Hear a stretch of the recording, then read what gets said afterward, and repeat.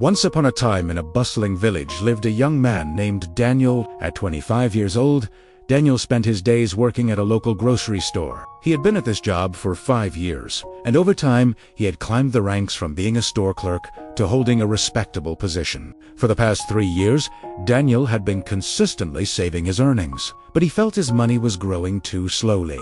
Daniel began to wonder how he could make his money work for him, instead of waiting for it to grow little by little. He didn't have time to manage another job, as his store work consumed most of his day. One day, on his day off, he decided to seek advice from a wealthy man named Mr. Harrison, who lived in a nearby village.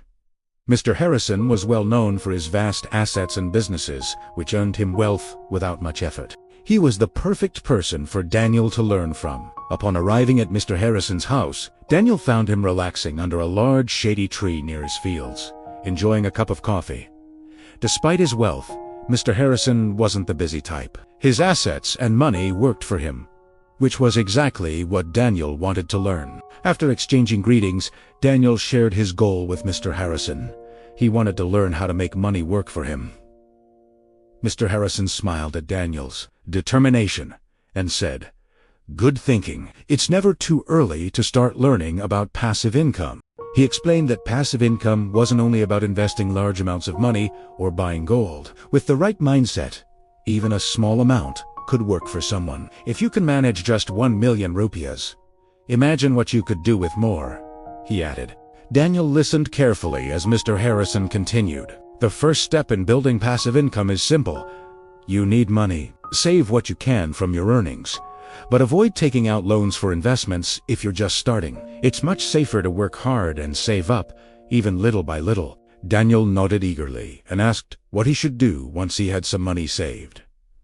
Mr. Harrison laughed lightly at his enthusiasm and replied, "Slow down, Daniel. The second step is to resist the urge to buy expensive things right away. Don't rush into buying luxury phones, cars, or houses unless you truly need them. Expensive items depreciate quickly and are costly to maintain, especially when your income is still modest. Instead, use that money to build your passive income." Daniel felt relieved because he had always dreamed of owning fancy things, but now he understood the importance of waiting. "You're right, Mr. Harrison.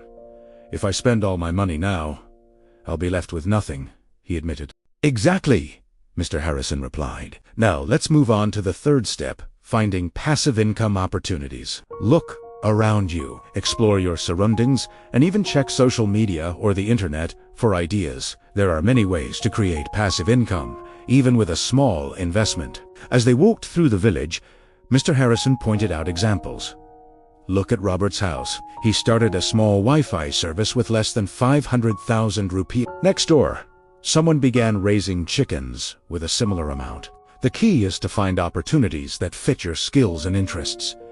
Daniel was amazed. He had never thought about such simple ways to start passive income. "I never realized there were so many opportunities right in front of me," he said in surprise. As they continued walking, Mr. Harrison shared more examples of people using their small savings to generate income. Whether it was renting out farmland or offering services, the village was full of opportunities.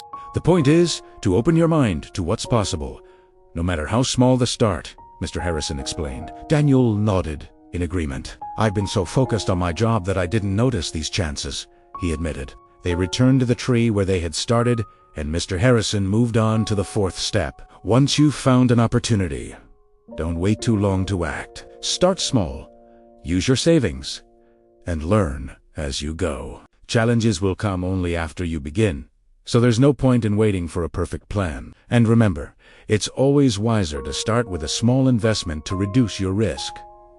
Daniel felt grateful for the valuable advice. He understood that starting small would help him minimize mistakes while learning. For the fifth step, Mr. Harrison continued, gradually increase your investment. As your passive income starts working, use your profits to grow your business little by little, just like Robert expanded his Wi-Fi service to cover more houses. The key is to reinvest and scale up. Daniel felt energized and eager to keep learning. "What's next, Mr. Harrison? Asked. The sixth step, Mr. Harrison said, is to diversify. Don't rely on just one source of income. Try starting another passive income stream once your first one is stable. This reduces your risk, and maximizes your profits.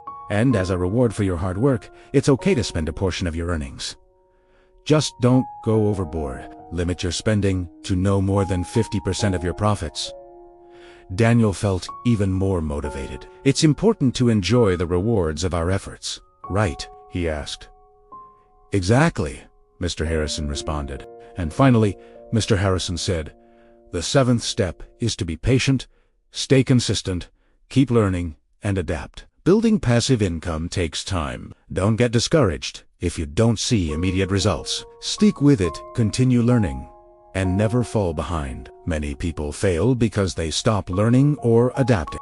With that, Mr. Harrison ended his lesson. Daniel left feeling empowered and full of ideas. He knew that with these 7 steps, he could start his own passive income journey and watch his money grow. After enjoying a nice lunch with Mr. Harrison's family, Daniel said goodbye, excited to begin this new chapter in his life.